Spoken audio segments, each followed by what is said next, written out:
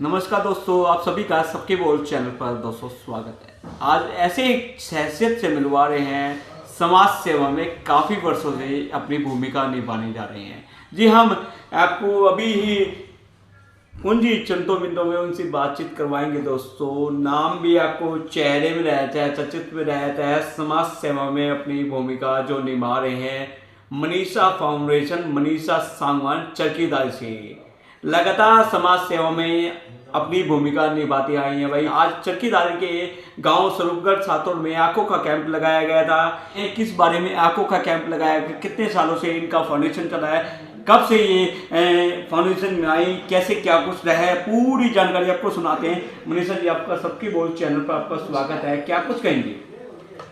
बहुत बहुत धन्यवाद आपका।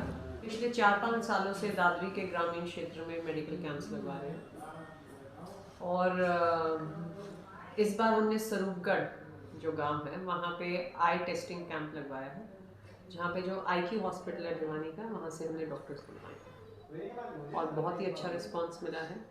लगभग 400 लोग की आंखों का टेस्ट हुआ और आई इन्फेक्शन की जो हमने दवाइयाँ हैं उनका भी वितरण किया हमने, तो बहुत अच्छा लगा। दरअसल क्या है, हमारे ग्रामीण क्षेत्र में चिकित्सा सेवाओं की कमी है और हमने जब फाउंडेशन खोली थी तो हमने वादा किया था कि हम गांव-गांव जाकर बढ़िया चिकित्सा सेवा ग्रामीण क्षेत्र के लोगों को पहुंचाएंगे। दरअसल हमारे ग्रामीण क्षेत्रों में बहुत बुजुर्ग महिलाएं, बहुत ऐसे हैं जिनको अस्पताल ले जाने वाला कोई नहीं है, जिनकी आंखें चेक करवाने वाला कोई नहीं है। तो इस गांव से आई कैंप की डिमांड आई थी, तो इसलिए आज हमने वहाँ पे आई टेस्टिंग के लिए कैंप लगवाया।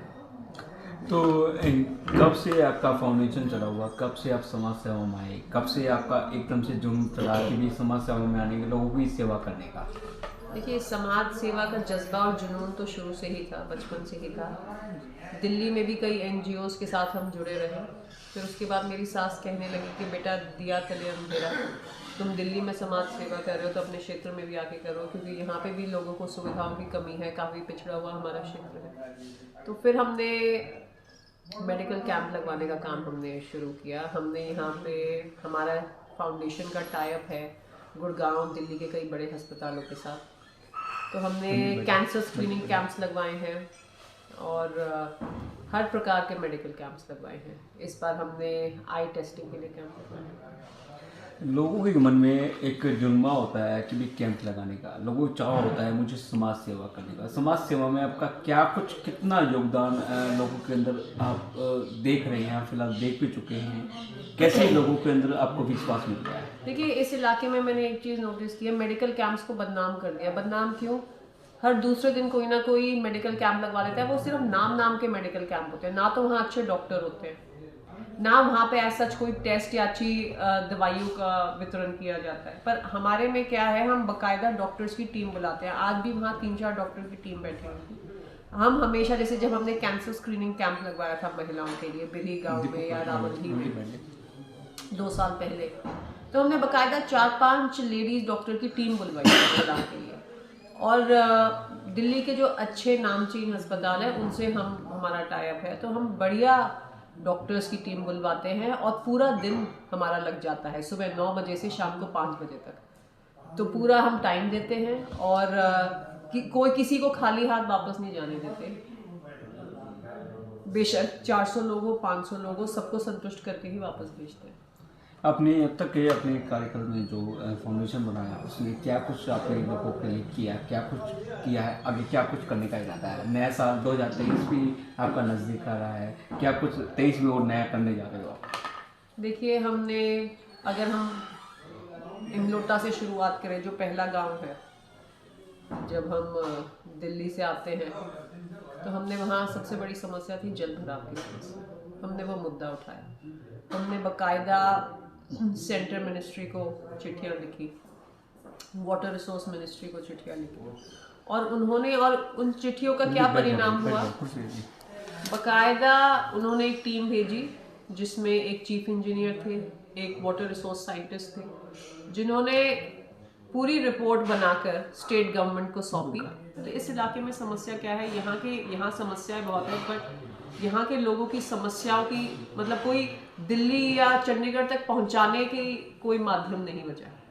कोई यहाँ के लोगों की आवाज़ उठाने को तैयार नहीं है। तो हमने जल भराव की समस्या उठाई और यही उसका क्या परिणाम निकला कि आज वहाँ पे एक ड्रेन बिछी हुई है और वहाँ के लोगों को काफ़ी राहत मिली है। इस बार अप्रैल मई के महीने में आप देखोगे पहली बार जो रोड से लगते हुए खेत है वो सूखे पड़े थे, वरना हमेशा वहाँ पानी भरा रहता था वो उस ड्रेन की वजह से, जो ड्रेन वहाँ बिछाई गई।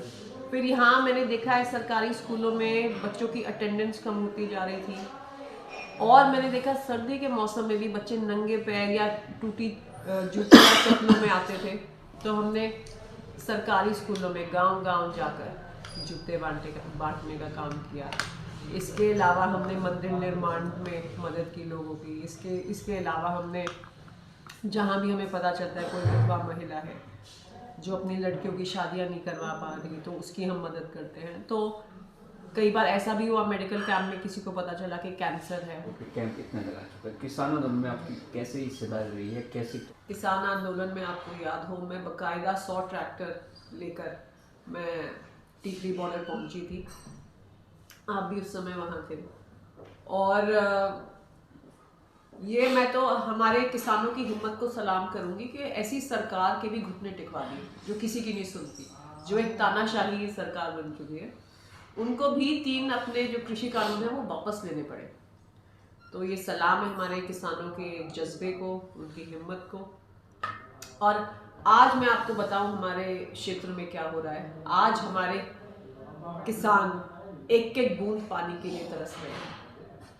जो बधवाना माइनर है उसका सारा पानी लोहारू की तरफ डाइवर्ट किया जा रहा है।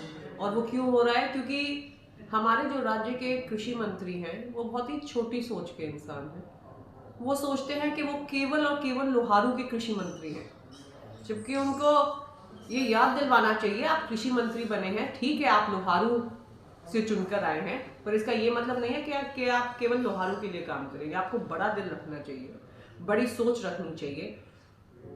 लोहारू में पानी की किल्लत है, इसका ये मतलब नहीं है कि आप दादरी का सारा पानी लोहारू ले जाएंगे और यहाँ पे पानी की किल्लत क्रिएट कर देंगे। तो आज हमारे कितने ऐसे गांव हैं जहाँ पे हफ्ते में 1 दिन या 2 दिन ही पानी जा रहा है, उसकी वजह से 20,000 एकड़ से भी ज्यादा जमीन बंजर होने जा रही है और कितने परिवार जो जुड़े हुए हैं कृषि से वो बर्बाद होने जा रहे हैं।